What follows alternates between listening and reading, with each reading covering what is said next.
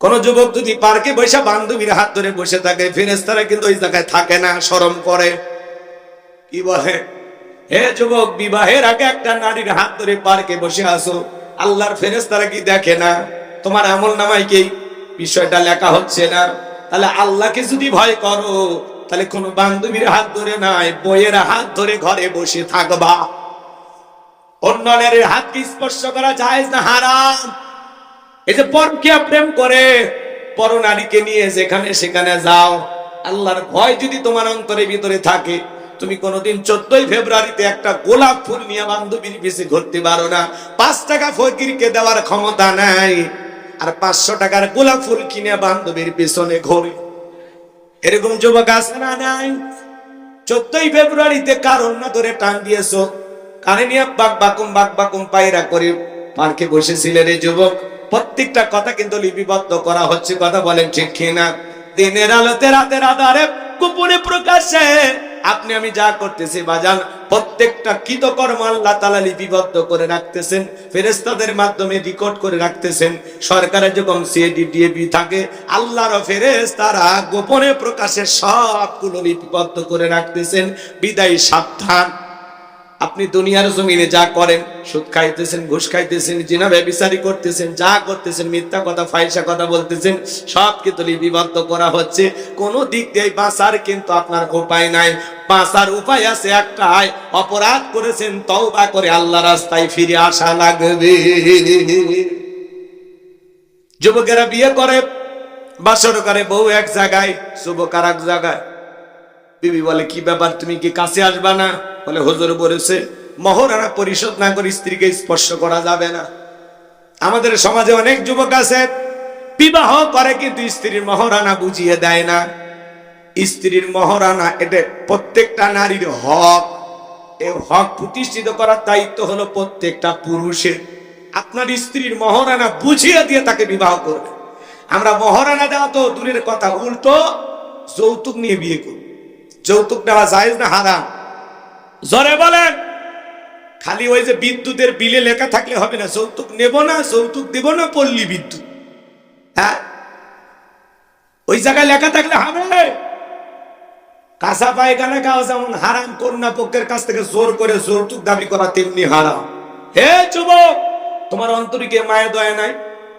একটা মা বাবা 16-18 বছরে একটা ফুটান্ত গোলাপের মতো মেয়ে লালন পালন কইরা, কত কষ্ট করে বড় কইরা, কলিজাটা ছিঁড়ে তোমার মতো একটা অপরিচিত ছেলের হাতে তুলে দিচ্ছে। উল্টো তো শ্বশুরকে ডিসকভার কিনে দেওয়া দরকার, আব্বা যে জিনিস আজকে দিলেন, কথা কন, শ্বশুরও খুশি হয়ে হাতিয়ে দেওয়া দরকার। আর এরা উল্টো শ্বশুরের থেকে জুলুম করিয়া যৌতুক নেয়। এক ছেলে বউরে সেই পিটায়, ভাই এত পিটাও কেন? কয় পিটাইব না, এই বেহা নারীর বাবা 1.5 লাখ টাকা দেওয়ার কথা, মাত্র 50,000 টাকা দিছে। আমি শ্বশুর বাড়ি থেকে এখনো 1 লাখ টাকা পাই, মনে হয় হাল খাতার টাকা পাই।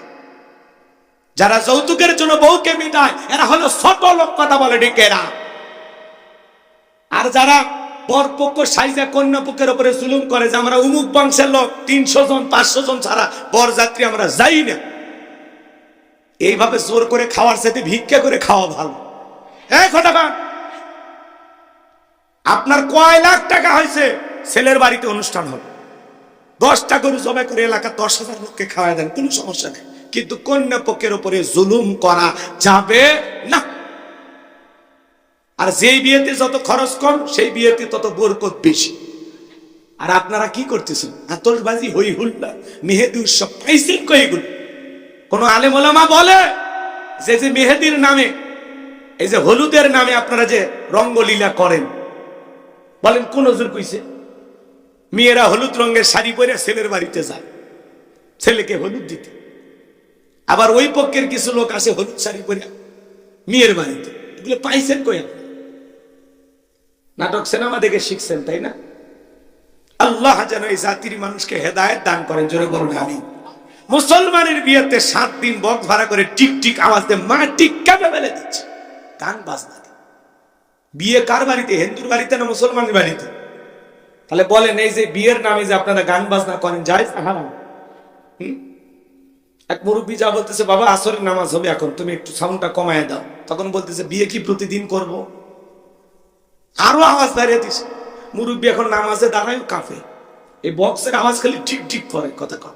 আজকে গান বাজনার আওয়াজ দিয়ে যুবক মাটি কাঁপাইতেছ না, একদিন কবরে যাইবা, এই কবরের মাটি কিন্তু তোরে কবরে নিয়ে কাঁপাবে, সেদিন টের পাবি।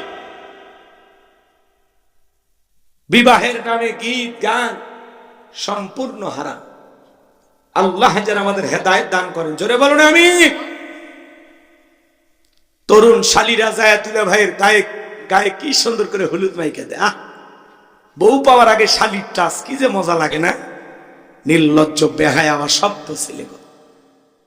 আল্লাহ যেন এই জাতির তরুণ যুবকদের হেদায়েত দান করেন, একটু চিল্লা বলেন আমি। এগুলো নোংরামি চলবে না, কোরআন সুন্নাহ মোতাবেক ওলামায়ে কেরামদের কাছ থেকে শুনে কিভাবে সুন্নত তরিকায় বিবাহ করা যায় আর বিবাহের অনুষ্ঠানটা কিভাবে করতে হয় আলেমদের কাছ থেকে শুনে যাই না, তারপরে বিবাহ করা। আর বিয়ে করার আগে তালাকের মাসালাটা জানি নেবে, কথায় কথায় বউকে তালাক দিয়ে মুফতি সাহেবের পায়ে পড়বা, এটা হবে না, ওইটাকে জেনে নেবা। আল্লাহ যেন যুব সমাজকে হেদায়েত দান করে, একটু চিল্লা বলেন আমি। আমার কথা কি আপনারা বিরক্ত হয়েছে? সম্মানিত ভাইয়েরা আমার, এই জন্য যুবক যারা তেল মগর ফাঁকি দিয়েছ, এখনো সময় আছে, বইয়ের মোহনটা বুঝিয়ে দিবা। আর মা বোন যারা বসে আছেন, মা খবরদার খবরদার, আপনার স্বামী আপনাকে উপযুক্ত দিন মোহর না দেওয়া পর্যন্ত বিবাহিতে রাজি হবেন না। আর যে ছেলে আপনার বাবার কাছ থেকে যৌতুক নিতে চায়, এমন ছেলের সাথে বিবাহ করবেন না। কথা বলেন না কেন? তাহলে দেখবেন যুবকের এমনি ঠিক হয়ে যাবে। আল্লাহ যেন যুব সমাজকে হেদায়েত দান করেন। আর আপনারা যা বাবা আছেন, অনেক বাবার 4-5টা ছেলে হলে তার কিন্তু একটা গরম থাকে। মুরব্বি যায় দোকানে, বলতেছে আমার 1 কাপ চা দাও, চাচা সেই গরম, কয় বড় ছেলের বিয়ের ডাক উঠছে 3.5 লাখ টাকা, নিয়ত করেছি 5 লাখ টাকা হলে ছেলের বিয়ে দেব। এরকম যৌতুক লোভী বাবা আছে না? না বাবা এরকম হলে হবে না, বাবা হওয়া লাগবে উল্টো। ছেলে যখন বলবে আব্বা আমি বিয়ে করব, বলে মহারানার টাকা আছে, বিবিকে কি দিবা? আগে মহারানার টাকা রেডি করো, তারপরে তোমার বিবাহের প্রস্তাব আমারে দিও। বাবার উচিত ছেলেকে উল্টো মহারানার দিকে উৎসাহ দেওয়া যায়, বাবা বিবিকে একটু মহারানা দিতে হয়, তোমার সাধ্য অনুযায়ী 50,000 1 লাখ যা পারো দিবা, আগে মহারানার টাকা রেডি করো, তারপরে বিবাহ দিও। আর বাবা উল্টো কসাই হয়েছে, ছেলে কয়েকটা পাইছে, কয় যেভাবে হোক আজকে মেয়ের বাপ থেকে খসায় নিয়ে একেবারে চাল ডাল যা আছে সব চাই, টেলিভিশন যা যা লাগে, ফার্নিচার বাজার নাই, খেতা সিলাই করা সুই পর্যন্ত চাইয়া বসে। এরকম ছোট লোকই করবেন না। আল্লাহ যেন আমাদের লোভ লালসা মুক্ত ঈমান দান করেন, একটু জোরে বলেন না আমিন।